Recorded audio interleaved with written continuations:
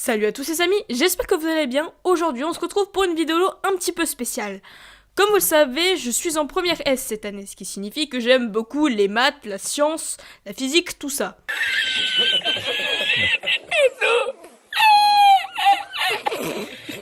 Et aujourd'hui, je vais vous présenter justement une équation qui fait un petit peu polémique et que j'ai découvert sur internet et qui est vraiment pas mal, je trouve.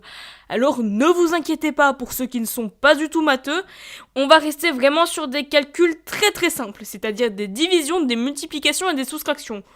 Je pense que c'est de votre niveau.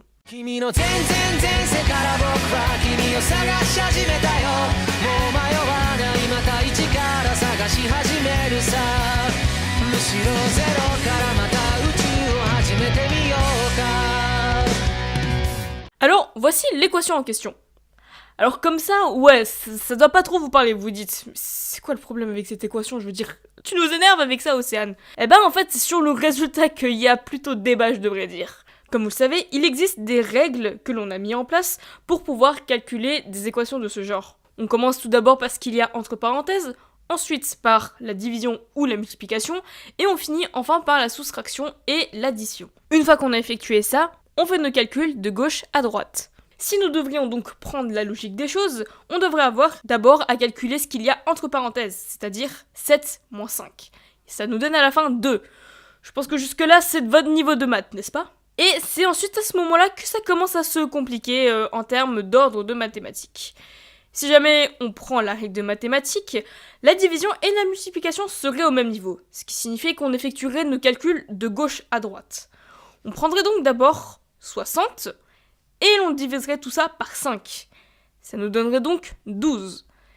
Ensuite, on multiplie donc 12 fois 2, et cela nous donne donc 24. Cela nous donne un résultat normal en soi, je pense que vous en conviendrez. Mais il y a un deuxième résultat qui fait assez polémique. En effet, vous voyez le signe divisé qui est juste ici. Il est assez ambigu, on devrait dire ça comme ça. Cela devrait donc se présenter comme ceci. 60 serait le numérateur. Et en dessous, on aurait donc le dénominateur qui serait en toute logique 2 fois 5. Vous voyez où est le problème ? C'est qu'en fait, si on fait 2 fois 5, ça nous donne 10, puisque c'est en toute logique une règle de calcul. Puisque ce qui est en fraction, c'est d'abord ce qui a la priorité. C'est comme si c'était des parenthèses. Et si on fait 60 divisé par 10, ça nous donne 6. Ouais, vous voyez, ça donne un résultat complètement différent de ce qu'on avait avant.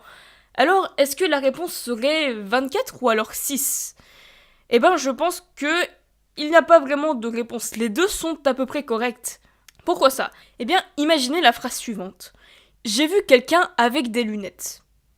Vous voyez, cette phrase peut avoir un double sens en soi. Est-ce que tu as vu quelqu'un qui portait des lunettes en soi ? Ou est-ce que tu as vu quelqu'un avec tes lunettes ? Vous voyez, il y a deux interprétations possibles par rapport à cette phrase.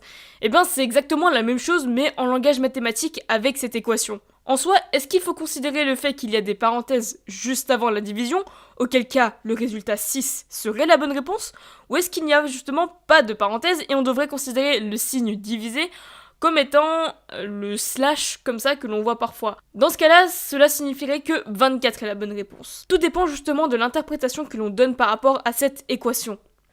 Voilà, la vidéo est terminée, j'espère qu'elle vous aura plu, ça changera un petit peu du contenu que je fais d'habitude sur ma chaîne et qui sait, ça se trouve, ça peut vous plaire dans un sens. Dites-moi quelle solution vous pensez être la bonne ? Est-ce 24 ? Est-ce 6 ? Est-ce ça se trouve un autre résultat dont je n'ai pas pris conscience ? Enfin bref, j'espère que la vidéo vous aura plu et je vous dis à la prochaine, salut !